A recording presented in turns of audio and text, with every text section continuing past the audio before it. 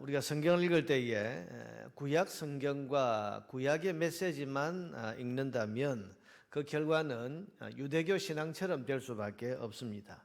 여러분, 우리가 알다시피 유대교는 구약 성경만 하나님의 말씀 성경으로 인정을 합니다.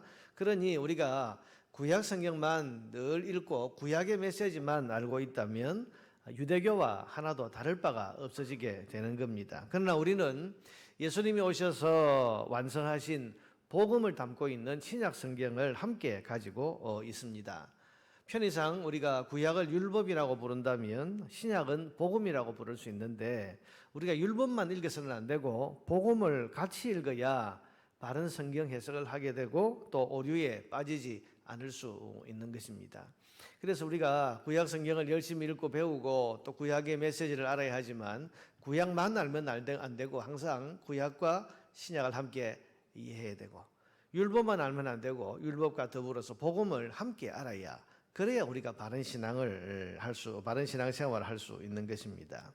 오늘 본문도 심판에 대한 말씀입니다. 우리가 1절부터 읽어야 되는데 14절부터 읽었습니다. 이 내용이 뭡니까? 언약을 배반하고 깨트려버린 유다를 하나님께서 심판하시겠다. 계속 우리가 지금 심판의 메시지를 지금 보고 있습니다. 그리고 오늘 본문에서는 이 심판당하는 유다를 위해서 하나님께서 예레미야에게 너는 기도할 필요도 없다. 14절에 보니까 그러므로 너는 이 백성을 위하여 기도하지 말라. 그를 위하여 부르짖거나 구하지 말라. 지금 많은 이 백성을 위해서 기도할 필요도 없고 하나님 심판을 멈춰 주십시오라고 그렇게 간구할 필요가 없다는 겁니다. 왜냐하면 그들이 그 고난으로 말미암아 내게 부르짖을 때에 내가 그들에게서 듣지 아니야. 지금 심판인데 어떻게 되겠냐 그런 말. 이 심판은 여러분 피할 수도 없고 돌이킬 수도 없습니다. 하나님이 심판하시겠다. 그럼 끝나는 거죠. 그런데 우리가 여기까지 이야기를 하고 그치면 전형적인 율법주의자가 될 수 있습니다. 언약을 깨뜨렸으니 하나님이 심판하시고 끝장내신다. 언약을 깨뜨렸으니 하나님이 이제 그를 하나님의 백성에서 잘라내신다. 여러분, 이게 율법의 결론 아닙니까? 이 결론만 알고 있으면 우리는 마음속에 혹시나 예수님과 언약을 맺고 있는 우리도 죄짓고 잘못 살고 회개하지 않으면 구원이 취소되고 지옥 가는 것은 아닌가? 우리도 이렇게 심판받는 것은 아닌가? 이런 두려움에 빠질 수가 있습니다. 그러나 그렇지 않습니다. 예수님은 율법 뒤에 복음을 가르쳐 주셨습니다. 그리고 그 복음의 내용이 뭡니까? 이렇게 사람은 구약이 말하는 것처럼 심판을 피할 수가 없고 그 무엇으로도 지옥 심판의 운명을 바꿀 수 없는 그런 존재이지만은, 그러나 이제 복음이 시작되는 거죠. 복음이 뭡니까? 바로 그런 우리를 위해서 하나님께서 구원자 예수 그리스도를 보내어 주셨다. 여러분, 이게 복음의 내용 아닙니까? 우리가 구약만 읽고서 하나님은 하나님과의 언약을 깨뜨린 사람을 하나님의 그 언약의 백성이라도 잘라내신다. 그래서 이스라엘이 심판당하고 유다가 이렇게 심판을 당한다. 여러분, 여기까지만 말하면 안 되고 심판을 피할 수 없는 바로 우리, 죄지은 우리, 하나님과의 언약을 깨뜨려버린 바로 이런 우리를 위해서 하나님이 예수 그리스도를 보내주셨다. 여러분, 이게 신약의 메시지고 이게 복음입니다. 구원자이신 예수님이 오셔서 심판받게 된 우리를 대신해서 십자가 대속의 죽음, 하나님의 심판을 대신받아 죽어주셨고, 그로 인해서 우리를 그 무엇으로도 피할 수 없었던 하나님의 심판을 벗어날 수 있게 해주셔서 우리가 구원과 영생에 이르게 되었다. 이게 바로 복음이란 말이죠. 복음. 그러니 여러분, 우리가 구약만 알고 신약을 말하지 않으면 어떻게 되겠습니까? 율법만 알고 복음을 함께 읽지 않으면 어떻게 되겠냐 말이죠. 구약을 읽으면서 절망하던 사람이 신약에 있는 복음을 읽으면서 우리에게 소망이 있구나. 심판받아서 끝장난 우리에게 하나님이 구원의 길을 열어주셨구나. 이게 복음이라 기쁜 소식이란 말이죠. 복된 소식. 분명 우리는 여러분 저와 여러분 우리는 구약의 관점, 율법의 관점에서 보면 죄짓고 하나님을 배반해서 영원한 심판이 선포된 사람입니다. 오늘 본문에 지금 말씀하시는 게 심판이 선포된 사람을 위해서 기도할 필요가 없다. 또 마지막 절에 만군의 여호와께서 그에게 재앙을 선언하셨다. 이제 하나님께서 재앙을 선언하시면 어떻게 하겠습니까? 이게 우리입니다. 그런데 하나님의 아들 독생자 예수 그리스도께서 그 우리가 받을 심판을 대신 받아 죽으셨고, 이 예수님을 자신의 구원자로 믿고 고백하는 사람들을 하나님이 구원하신다. 그래서 이 진리를 믿을 때에 심판을 벗어나게 되고 영원한 구원에 이르게 된다. 이것이 구약의 메시지를 읽은 다음에 반드시 읽어야 하는 복음의 내용인 것입니다. 우리가 여러분 예레미야서 같은 이런 구약의 성경을 한꺼번에 지금 하는 것이 아니고 하루에 몇 절씩 몇 장씩 이렇게 잘라서 읽다 보니까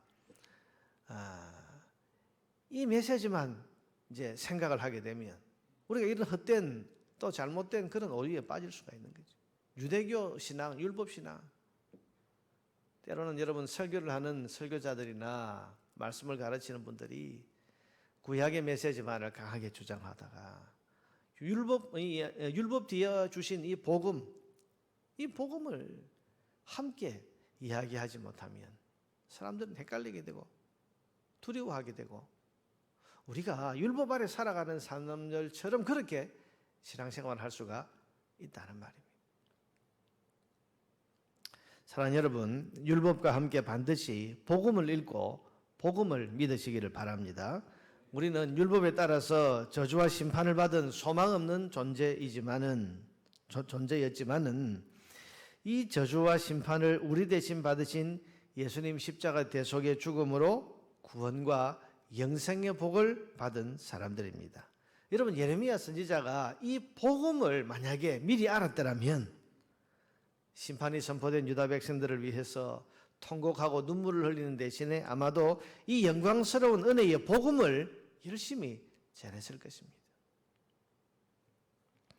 심판받을 백성에게 심판을 벗어나 살아날 길이 있다는 소식을 전하는 것이 얼마나 기쁘고 얼마나 가슴 벅찬 일이겠는가 말입니다.